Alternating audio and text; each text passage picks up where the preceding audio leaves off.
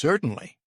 Here is an extended version of the text about Cassandra Elvira Peterson, expanded to approximately 3 times the original length, while maintaining its style and tone. From enduring a harrowing assault by basketball legend Wilt Chamberlain to maintaining a secret, deeply devoted relationship lasting over 2 decades, the life of Cassandra Elvira Peterson unfolds as a mysterious, fascinating, and frequently surprising journey. Unlike many typical sex symbols, Cassandra, particularly through her iconic alter ego Elvira, carved a path that was distinct and unforgettable. This narrative will reveal the untold stories behind Cassandra's public persona, shedding light on her resilience, creativity, and the rare moments many have never seen.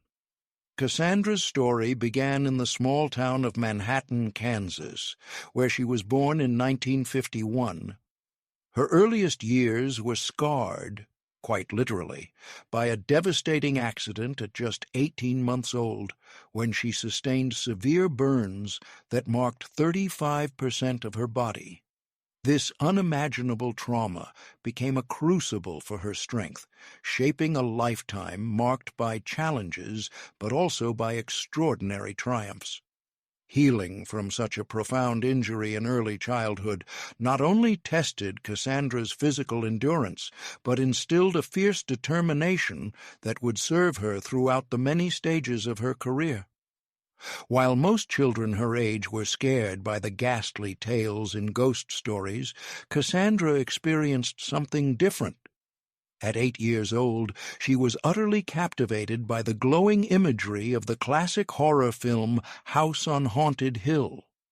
The film ignited a unique blend of apprehension and fascination within her young mind, a mix of fear and allure that would unfurl into her lifelong immersion in the Gothic and macabre. This early enchantment with the eerie planted the seeds of what would become her unparalleled command of the dark Gothic world, which she would dominate as Elvira. By the age of 17, while friends and classmates were preparing for college and more conventional futures, Cassandra was making daring decisions that reflected her visionary spirit.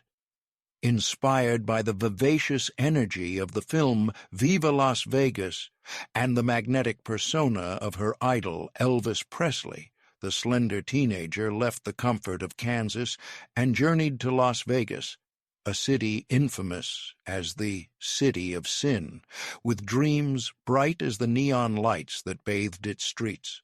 Her goal was to dazzle as a showgirl, embodying the glitz and glamour that the city promised. However, the fairy tale was riddled with stark realities. Nights spent go-go dancing left her exhausted, mounting bills weighed heavily on her, and her youth barred her from entering prominent doors, forcing her to sneak through less glamorous back entrances of hotels. This life was a study in contrasts, with the golden stage representing allure and success, while the shadowed backstage corridors embodied solitude and struggle. Cassandra found herself caught between these parallel worlds, grappling with a sense of belonging, yet feeling profoundly lost. However, these turbulent years also revealed a vibrant community to her. The LGBTQ+ scene and the drag performers of Las Vegas. Within this courageous, unapologetically expressive milieu, Cassandra found acceptance and inspiration. Here, in the rhythm of flamboyant costumes, adorned glitter, and bold identities, the foundational elements of her future persona, strange, daring, witty, and fiercely feminist, began to flourish.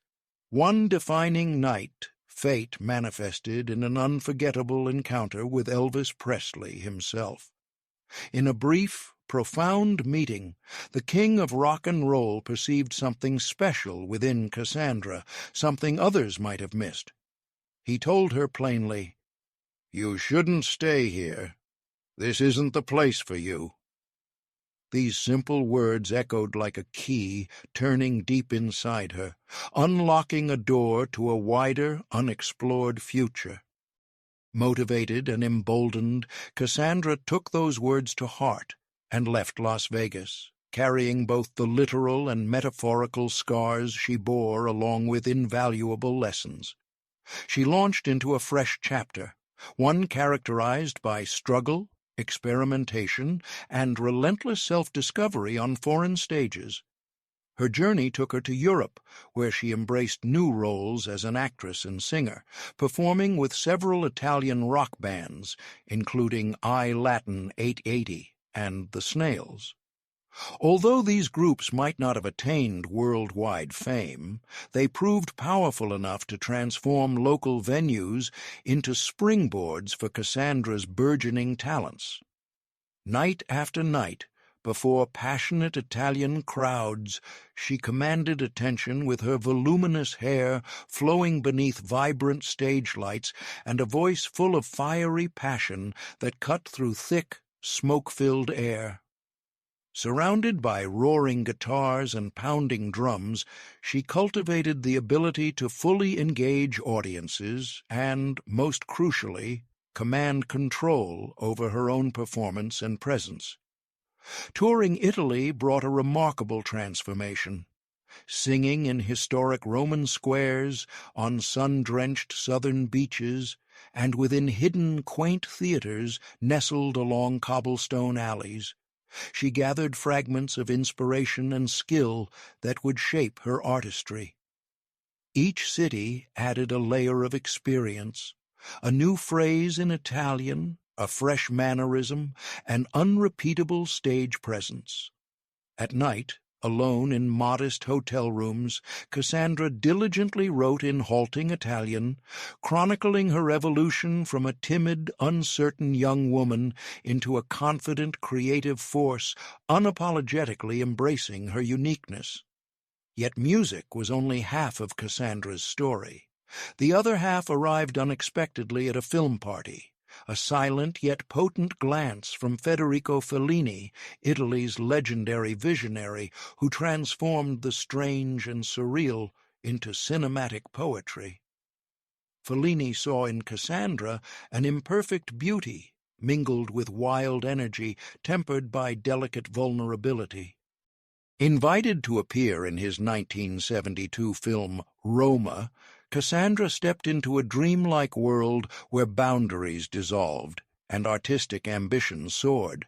For many, it was a fleeting role, but for Cassandra, it was a milestone that deepened her understanding of film as a medium where reality and fantasy intertwined, inspiring her future performances marked by boldness and mystery. Her years in Italy blossomed as the most luminous period of artistic growth, stripping away the uncertainties of her showgirl past and maturing her into a cosmopolitan artist, fluent in multiple languages, aware of cultural nuances, while fiercely guarding her individuality. Returning to America, Cassandra was on the brink of a thrilling return, from a seemingly unknown actress to a horror icon. In 1979, joining the improvisational comedy troupe The Groundlings, she cultivated a Valley Girl character that accidentally set the stage for the iconic role of her career. 2 years later, when KHJ-TV held auditions for a late-night horror movie host, Cassandra's improvisational skills shone brightly. Drawing on her diverse experiences and well-honed character work, she spontaneously crafted Elvira, Mistress of the Dark, a character that seamlessly blended sharp wit, playful humor, and Gothic sensuality, and instantly captivated producers and audiences alike. Elvira's distinctive look, towering beehive hair, plunging black gown, and mischievous smile, was a collaborative creation inspired by elements ranging from kabuki theater to 1960s girl groups like the Ronettes. The visual identity was immediately memorable, setting Elvira apart from any conventional horror host. Unlike traditional figures that primarily scared viewers, Elvira teased, mocked, and seduced, weaving humor and Gothic flair to create a character who pierced the American cultural landscape, especially in the early 1980s. Originally a local late-night show feature, Elvira's show rapidly gained popularity nationwide. Every weekend, millions tuned in to hear her irreverent, provocative quips as she roasted zombie flicks and gruesome horror movies with equal parts wit and style. What was once a near-forgotten midnight program blossomed into a national sensation, and Elvira's image permeated pop culture, from posters and comic books to plastic figurines and Halloween costumes. In a flash, Elvira transcended television to become a full-fledged cultural icon, symbolizing rebellion, daring freedom, and an unapologetic embrace of the eerie and wicked. The secret to Elvira's enduring appeal was not merely her sultry appearance or teasing humor. Cassandra Peterson infused Elvira with her own life experiences, the comedic timing refined in Vegas clubs, the artistic sensibilities acquired in European art scenes, and a lifelong love for Gothic horror.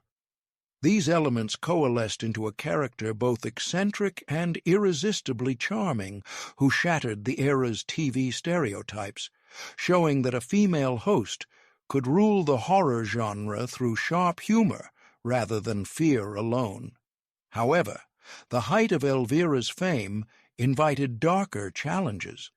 Mila Nurmi, famous in the 1950s for her Vampira character, filed suit against Cassandra, alleging Elvira was a knockoff.